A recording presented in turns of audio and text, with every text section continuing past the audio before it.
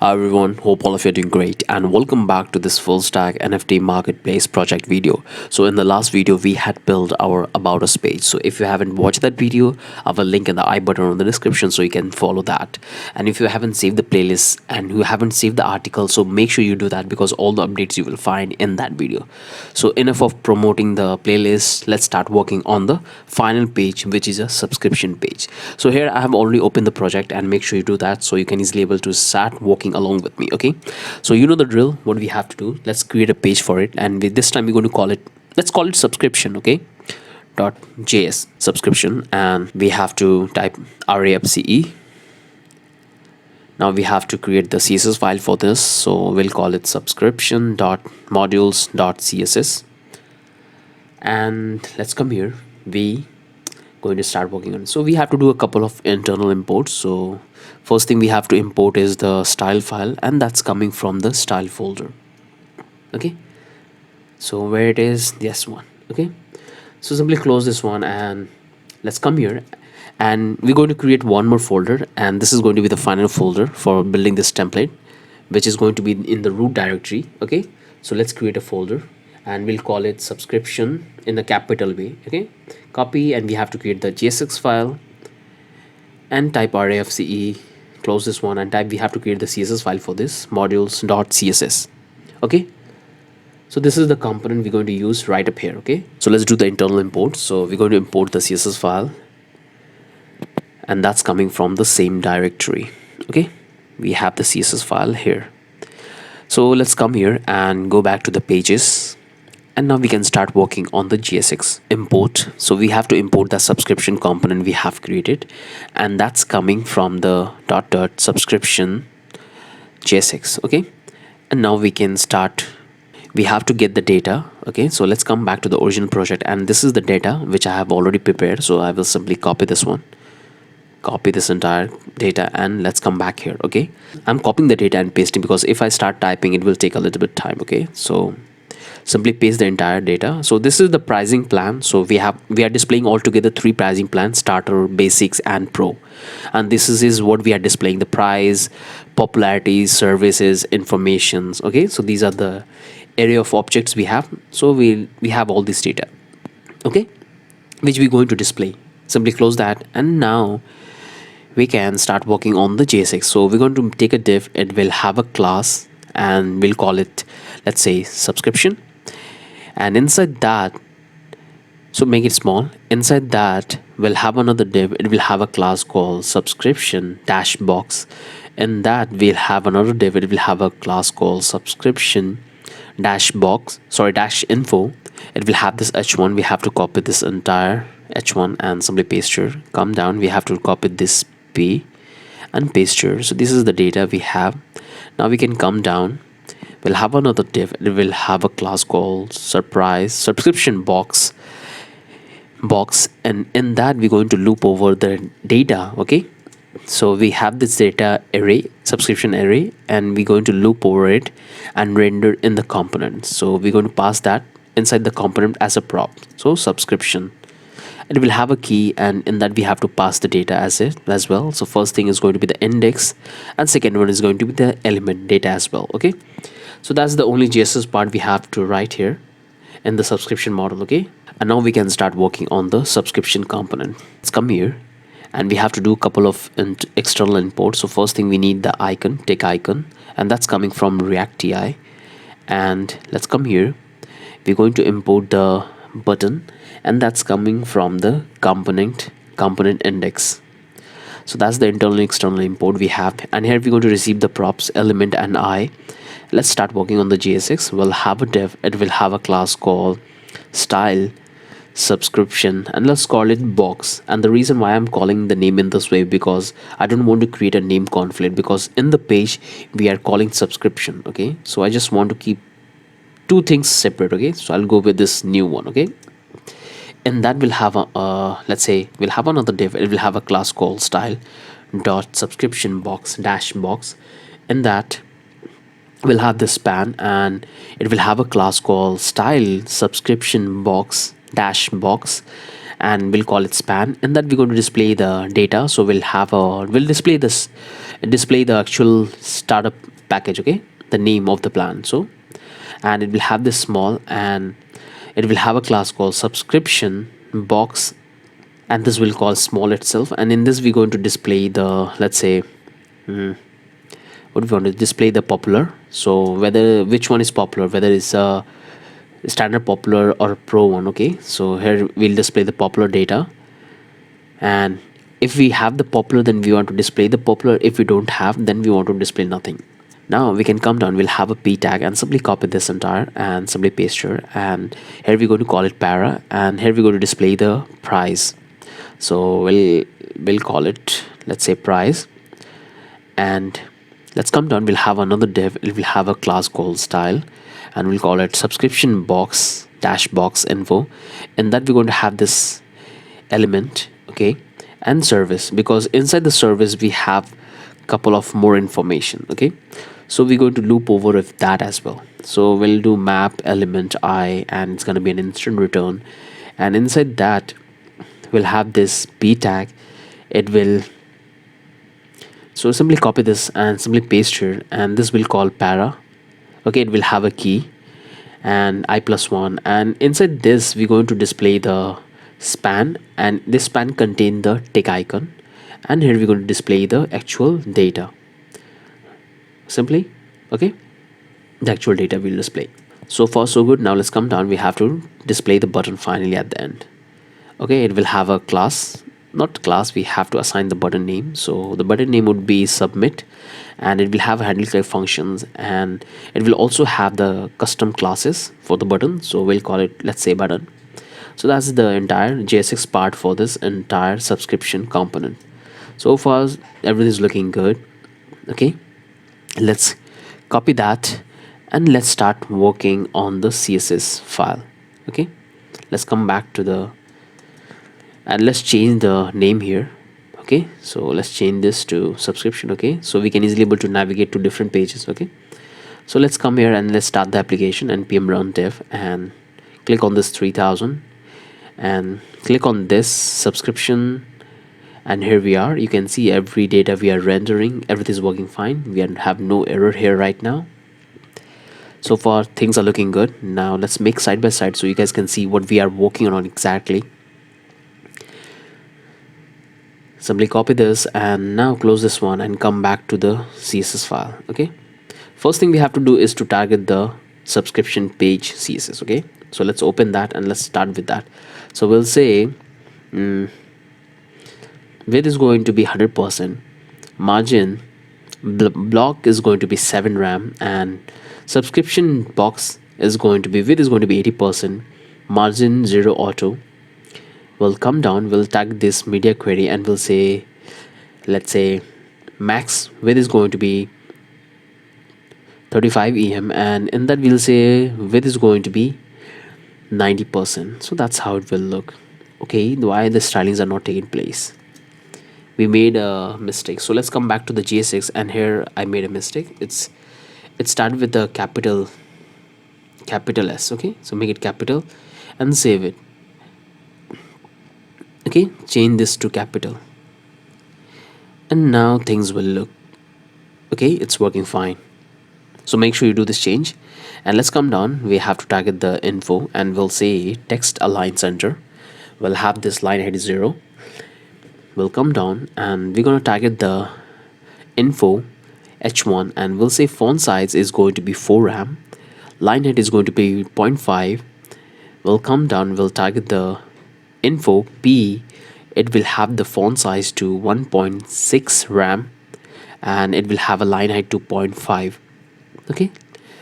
Now let's come down, we have to target the box, and this will become display is going to be grid, and the grid template column repeat 3 1fr, and cap is going to be 3 RAM, margin top is going to be 7 RAM, so we'll have some space from the top, okay. That's how it will look.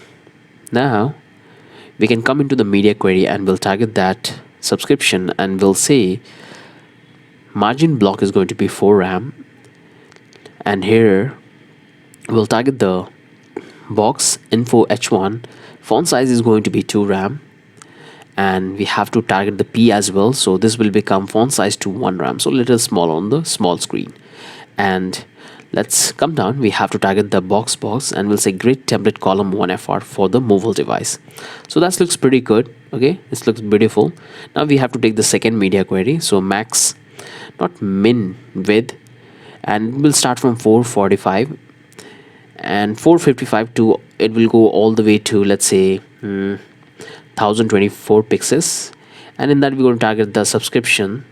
So simply remove this and copy this entire CSS and paste here. Okay, we want to provide the exact media query, and the only change we have to do is in this. Okay, F1FR. So let's come here, and you can see everything is working fine. Here we are dividing in 2 columns. Things are looking pretty awesome. Okay, so with this we are done with this entire CSS part for the pages. Now we can start working on the component CSS part. So close this one and go to this component, and now we can start working on this. Simply copy this and come here and start working on this. So we'll target that, and we'll say border 1 pixel solid var, and it will have the icon color. We have to take the padding 2 RAM. We have to take the border radius 1 RAM, position relative, and transaction all 0.3 second easy in, cursor pointer. So that's how it will look. We have to take the box on over effect. We want to have the, let's say, box shadow to our custom box shadow color. Okay, that's what we have here. Let's come down. We have to target the subscription box itself, and span, we'll say font size is going to be 2 RAM, font width is going to be 900. Let's come down, we'll target the box small, and this will become, position is going to be absolute, right is going to be 3 RAM, and font size is going to be 1.2 RAM.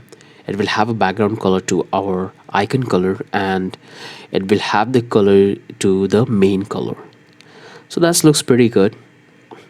We have a padding 0.5 RAM and 1 RAM, and we'll have the, let's say, border is going to be 0.5 RAM. So that's how it will look. You can see beautiful design. Let's come down. We have to target the subscription box, and this will become the box price. We'll target the font size going to be 3 RAM, and line height is going to be 0. Font width is going to be 900, but why the styles are not taking place? Okay, simply copy and come back here, and here we are making a mistake. Okay, so what we have to do is, let's come here, simply remove this. Okay, and simply copy that and remove this and call it price. Okay, so make sure you do these changes, and this will become price, and here you can see the stylings are taking place. Okay, a little bigger. Now we can come here, we'll say subscription box dash box info. We'll target the margin 4 RAM and 0. We'll come down, box info para, and this will become display is going to be flex, align item center, gap is going to be 2 RAM, and font width is going to be 500. Font size is going to be 1.5 RAM, and line height is going to be 0. So that's how it will look, pretty big on the desktop. Okay, we'll take a media query, and this will become, let's say, max width is going to be 35 EM. We'll target the, let's say, subscription box info para, and will this font size is going to be 1 RAM. Okay, now it's look good, and that's how it will look on a mobile device. Let's make on a big, and this is how it will look on a tablet. So looking pretty good. So it's looking really good on a device. On overfig we are getting this style. This is the one, and you can go to the collection pages, remove this one and go to the home pages, and let's have a look. Okay, so with this, finally we are done with this entire NFT marketplace template design. Okay, so let's have a quick overview of all the pages we have built so far. Okay, so in that I'm not going to speak, it will have a background music, and you will see what we have built so far. So let's start.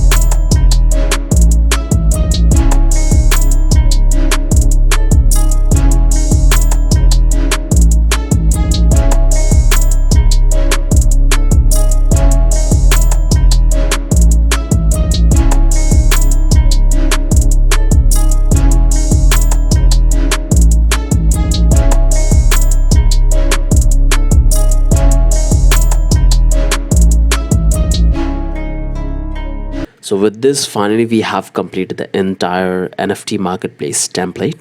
I hope you have liked this overview. Okay, now I'm going to upload this code to GitHub. Okay, so let's do it very quickly. So let's come here and we have to delete this one. Delete this one permanently and open up your terminal and simply start it. Get init, get add, hit enter. And we have to open GitHub and we have to create a new repo, and this time we'll call it NFT marketplace, and this will become subscription, and it's going to be a public so you guys can get the code. Okay, hit enter and we have to initialize this command. So copy paste, copy paste, copy paste, and copy paste simply. So just wait, this will take a little bit time, and if you haven't saved the playlist, make sure you do that because all the updates you will find in that.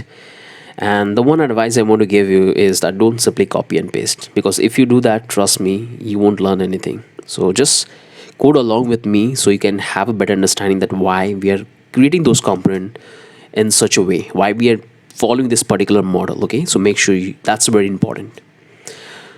So let's create the terminal and come back to GitHub and reload the page, and this is the entire code of this entire NFT marketplace template. Okay, so with this video we have finally completed the second part of this entire full stack NFT marketplace project. So in the first part we had built our smart contract, in the second part we had built the entire template with 16 pages. In the third part we're going to, but before we start working on the third part, now we're going to start working with a smart contract, because the smart contract is already ready. So whatever smart contract we have right now, that we're going to include in this template and try to bring those functionality. Okay, so once everything's working with the smart contract, then we'll move to the like backend, building the API. Okay, because I want to give you a quick hand that how you can work with a smart contract, because that smart contract we have written is very small. Okay, as you can see in this template, we have so many fields. We have collection, we have followers, we have different categories. So we haven't done anything for that, so we have to include all those things in our smart contract. Okay, so we're going to rewrite our smart contract once again, but whatever we have written so far in the smart contract, with that we're going to add the functionality. Okay, so we're going to start working from the next video. With this we are done with this entire template design. From the next video we can start working with a smart contract. But before I start working with the smart contract, I have decided to make one video for this template, and in that I'm going to give you 10 plus themes. So right now you can see it's in white theme, but I have 10 themes which I have already built, and I can show you that how you can do it. All you have to do is to pass the color. Okay, so in that video, in the next video, I'm going to show you the all 10 themes which I have included and how you can add your own colors and own themes.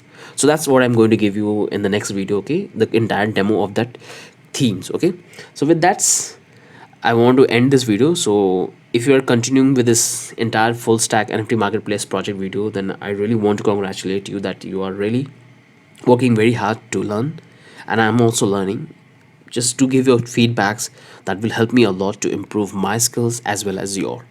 So with that said, let's move to the next video. Have a wonderful day.